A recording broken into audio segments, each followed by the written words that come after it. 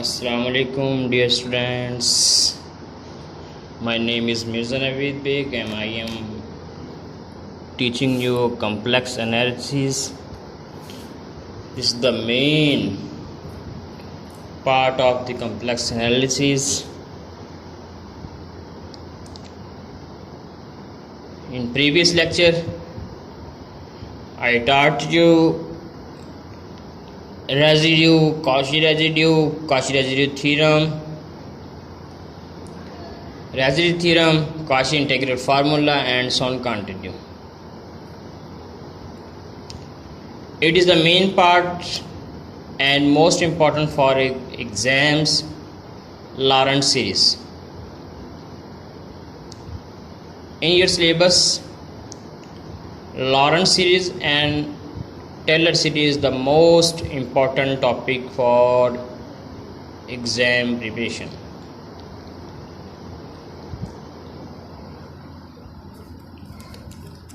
If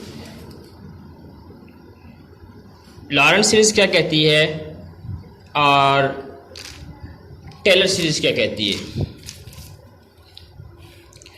If we are required to expand the f of z about a point where f of z is not analytic, then it can be expanded by the Lorentz series. याद रखिए, जहाँ पर हम जो है Taylor series लगाते हैं वहाँ पे लॉरेंस सीरीज भी लगा सकते हैं, लेकिन जो जहाँ पर जो फंक्शन अनडिफाइन हो जाए वहाँ पर जस्ट हम लॉरेंस सीरीज इस्तेमाल करते हैं। यानी कहने का मकसद क्या है कि if F of ji is analytic at each point, there is no singular point in this function, then we use Taylor series and Laurent series. अगर कंडीशन दे रहे कि बाय यूजिंग टेलर सीरीज तो आप टेलर सीरीज के ज़रिए हल करेंगे, अगर दे रहे कि लॉरेंट्ज सीरीज के ज़रिए सॉल्व करें तो लॉरेंट्ज सीरीज के ज़रिए हल करेंगे। लेकिन इफ़ के solve it you can solve by your own choice. If we are required to expand the f of z about a point where f of z is not analytic,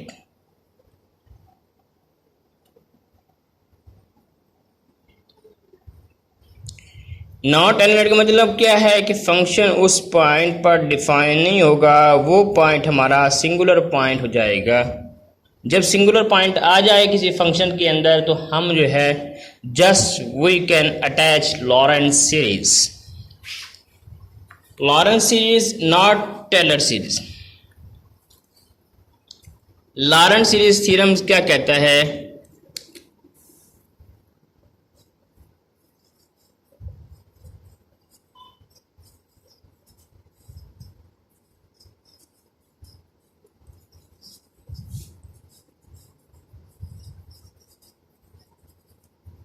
ये statement है।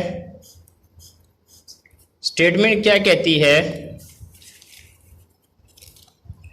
If f of ji is analytic on C1 and C2,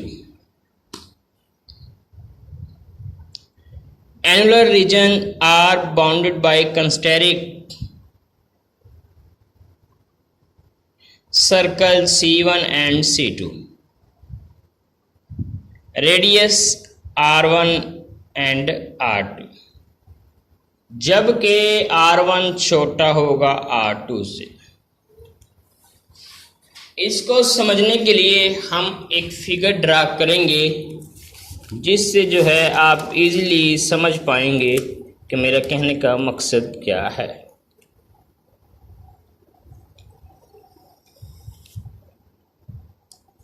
Here is given one circle which name C1, which name C2. Center is fixed कंसंट्रेटिक का मतलब क्या है? कंसंट्रेटिक का मतलब है जिन दो कर्व्स का सेंटर सेम हो। रेडियस हमारे पास क्या है, ये R2 है, ये R1 है। R1 less than R2, it's mean C1 is less than C2। Sorry, R1 ये आ गया, तो इसका मतलब C2 लेस देन हो जाएगा C1 से। अब वो यहां पे कहता है एनुलर क्या होता है,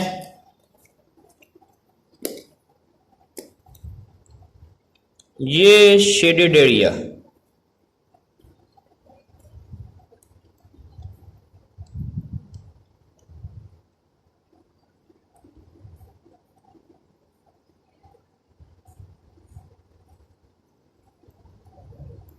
It is called the annular region.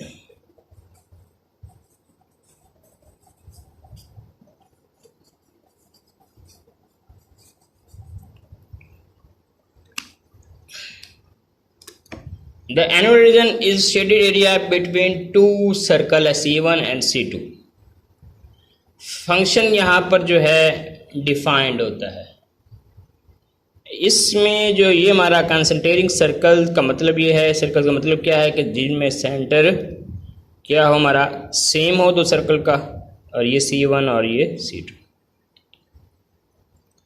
Both radius is different from each other.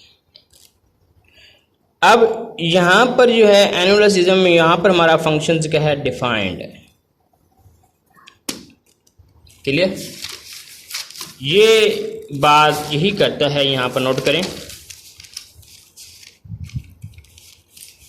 लॉरेंट्ज f of z is analytic on C1 and C2, यानी कि इस C2 पर और इस C1 पर, दोनों पर वो एनालिटिक है। एनुलर रीजन हमारा ये between shaded area is called the annular region. Bounded by concentric circle क्या है, जिसका सेंटर हमारा दोनों का सेम है। रेडियस C2 का रेडियस R1 है और C1 का रेडियस R2 है। यहां पर वो कहता है कि R1 is less than R2। Clear? आपको मर्जी सर्कल का नाम जो मर्जी दे सकते हैं।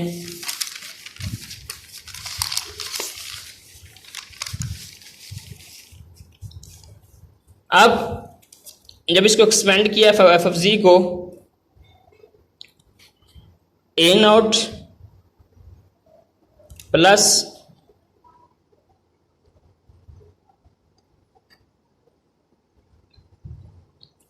A1 z minus a is the center of the circle, A2 into Z2 minus Z1, z minus a whole का square and so on, plus B1 over z minus a plus Z2 a का square। अब an bn की value आपको याद होनी चाहिए। This is the W in which function is analytic। ये हमारे पास क्या है, an is equal to 1 over 2 pi I integral of f of W over W minus a whole power n plus 1 dW। ठीक है, ये an की value. यहाँ पर डिफरेंस ये है, यहाँ पर प्लस एन आता है, यहाँ पर माइनस एन आता है। किसमें? बी एन के अंदर। 1 over 2 pi I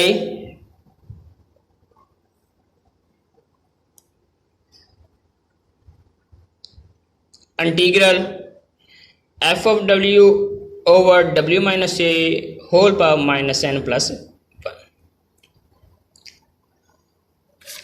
I hope you will understand this Lorentz series theorem and its statement. Now we will go to next applications and method of solution of this function, in which function is analytic or non-analytic by using the Lorentz series. कोई function दे रही है हमारे पास z² - 3z + 2,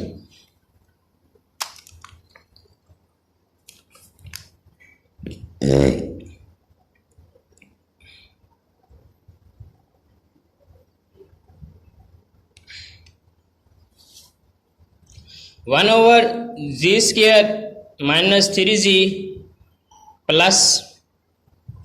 2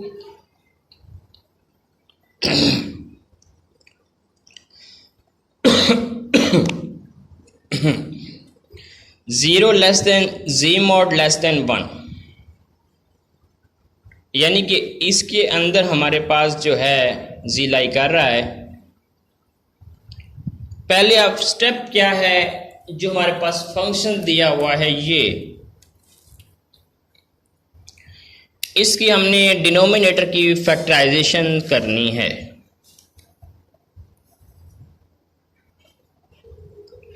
By using the factorization of denominator which given is function is above, यानी कि इसके denominator की factorisation करेंगे। देखें 2z² आ गया, इसको हाईएस्ट पावर को लोएस्ट पावर से मल्टीप्लाई किया 2z²। अब इसको ऐड करें तो हमारे पास क्या -3z बन रहा है, मल्टीप्लाई करते 2z² बन रहा है। यहाँ से हमने क्या कॉमन लिया, z कॉमन लिया तो z - 2 बन गया। यहाँ से माइनस कॉमन लेंगे तो ये z - 2, बोथ साइड से z - 2 कॉमन लिया तो हमारे पास z - 1 बन गया। क्लियर। सेकेंड स्टेप, अब हमने क्या करना है, पार्शियल फ्रैक्शन करनी है। I hope you can do partial fraction because we have already solved in mathematics classes or first year and so on continue, but I will just introduce this. We can find the value y if we put z equal to 2, then z equal to 1 value of b. Similarly, when we put z equal to 1, then we get z a equal to -1. नहीं समझ आई, दोबारा समझा देता हूँ कि z - 2 है तो ये हमारे पास क्या आया, z - 2 equal to z equal to, ठीक है। ये जो वैल्यू है उठाकर इसको छुपा लें, यहाँ दर्ज कर, 2 में से 1 गया 1, यानी b की वैल्यू हमारे पास 1 आ गई। सिमिलरली z इक्वल टू 1, तो 1 यहाँ दर्ज करें तो हमारे पास -1 जो है a की वैल्यू। अगर इस तरह नहीं पता तो आप क्या करेंगे, डिनोमिनेटर्स इस टर्म को होल बोथ साइड मल्टीप्लाई कर दें, तो यहाँ हमारे पास 1 रह जाएगा, यहाँ z - 1 रह जाएगा, यहाँ z - 2 रह जाएगा। पुट z इक्वल टू 2, 2 में से 1 गया 1, 2 में 2 गया 0, a बराबर 1 already.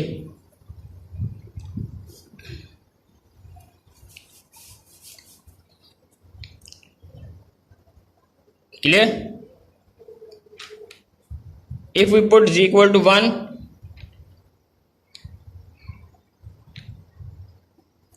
z equal to 1, a into 1 1 0, 1 1 2 -1, b equal to -1। यहाँ पर 1 a और b की वैल्यू दर्ज कर दी।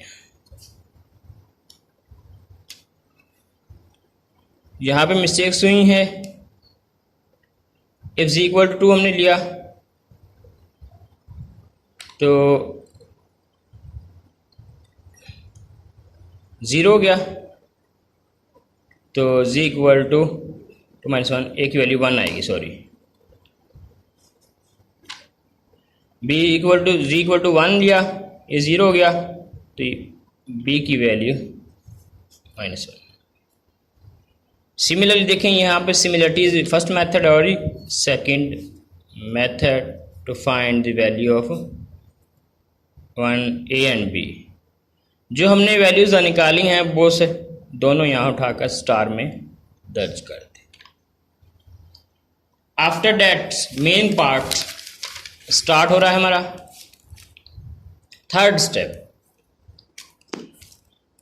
we should be remember that the value of z should be less than 1। जो वैल्यू ऑफ z जो है लेस देन 1 होनी चाहिए। इट इज़ नॉट, अगर it is not less than we have to make less than 1। देखिए यहाँ z mod less than 1 0, और जब एनुअल रीजन जो आ रहा हमारा एनुलर, ये हमारा पास सेंटर आ गया। मैंने आपको कहा था सेंटर इसका क्या कंस्टेरिक है, 0 और 0 सेंटर आ गया, ठीक है।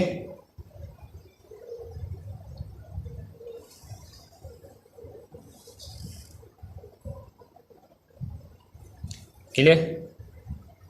अब जो है हमारे पास रेडियस इसका 1 आ गया।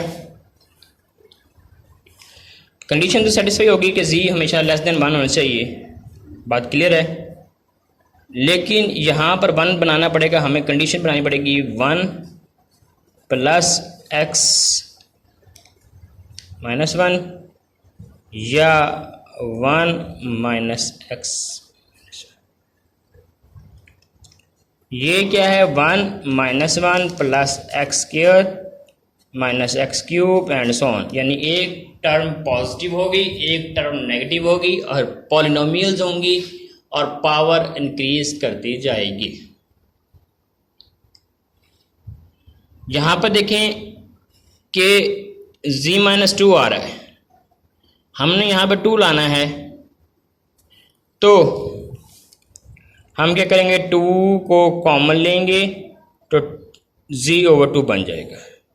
देखें अगर z मॉड छोटा है लेस देन, इसका मतलब z/2 ये है, ये भी छोटा होगा 1 से, बात क्लियर है।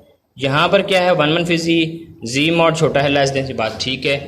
अब जो है हमने बाइनोमियल एक्सपेंशन कर दी, एक पॉजिटिव दूसरी नेगेटिव, एक पॉजिटिव दूसरी नेगेटिव एंड कंटिन्यू।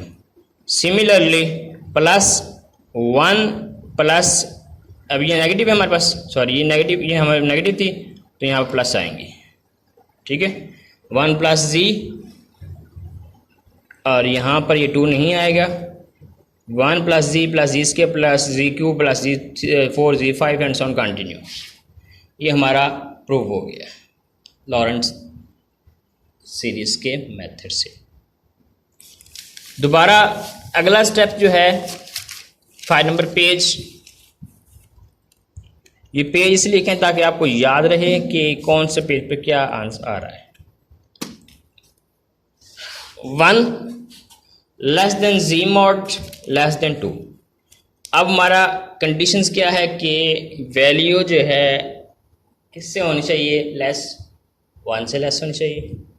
1 लेस से z मॉड, ये पॉसिबल करने के लिए हमने 1 ग्रेटर देन करना है, तो ये z मॉड इधर चला जाएगा, 1/z मॉड लेस देन 1 आ गया।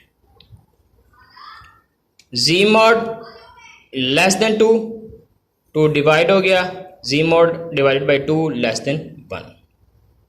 दोनों हमारे पास कंडीशंस आ गई लेस देन 1, यानी हमें एक टर्म को 1/z बनाना पड़ेगा, मॉड बनाना पड़ेगा, दूसरे को z mod/2। यहाँ पे देखें, यहाँ पे z/2 मॉड बनाना है, तो हमने क्या किया, यहाँ पर 2 कॉमन ले लिया तो z/2 बन गया। 1 फिर 2 z/2। यहाँ पर हमने क्या बनाना, 1/z, तो z कॉमन ले लिया, तो 1 माइनस कॉमन लिया, माइनस z, तो 1/z -1। तो ये दोबारा देख लें, माइनस जी कॉमन लेंगे तो ये हमारे पास क्या आएगा, 1/z, ये माइनस का प्लस का माइनस हो जाएगा और माइनस माइनस प्लस हो जाएगा, 1 मनफी 1/z। अब नाउ एक्सपेंड बाइनोमियल एक्सपेंशन। 1, ये देखिए अब हमारे पास क्या है, नेगेटिव टर्म है तो सारी पॉजिटिव्स आएंगी, 1 + 1 z/2 + z²/2 होल का स्क्वायर, ये 2 फैक्टोरियल्स नहीं आएगा, एंड -1/2, इसको ओपन कर रहे हैं, 1 हमारे पास क्या था, 1 + 1/z + 1/z का square and so on continue. अब देखें z mod > 2 according to condition that z mod should be less than 1, तो ये जो है z mod > 2 है, यहाँ पर अगर 1 लाएं तो यहाँ पर ये, तो ये अगर यहाँ पे 1 लाते हैं, इधर 1 लाते हैं तो हमारे पास क्या हो जाएगा, z/mod/2 > 1 हो जाएगा, तो ये तो रिवर्स हो जाएगा। अगर इसको हम डिवाइड करते हैं 2/z mod, यानी 1 > 2/z mod, यानी कि 2/z mod < 1, ये बात क्लियर होगी। अब सेम यहाँ से माइनस कॉमन लेंगे, देखिए 2/z mod < 1 है, अगर 2/z mod < 1 है तो इसका मतलब 1/z mod भी < 1 होगा, क्लियर। तो इसलिए जो है हमने क्या किया, -1/z कॉमन ले लिया, देखें ना, 2/3 छोटा है 1 से, 1/3 भी छोटा होगा 1 से, यही बात यहाँ पर डिफाइन कर रहे हैं। तो अगर 2/z mod < 1 है तो 1/z mod भी < 1 होगा, तो ये हमने z कॉमन ले लिया, ये हमारे पास 2 z कॉमन ले लिया, बहुत सही, ये ऊपर जाकर पावर नेगेटिव होगी। अब बाइनोमियल एक्सपेंशन लगा दी, ये फैक्टोरियल नहीं लगाना, ये मिस्टेक्स हो गई थी। 0 < z + 1 2 < 2। अब इसका सब्स्टिट्यूशन मेथड लगा दें, z +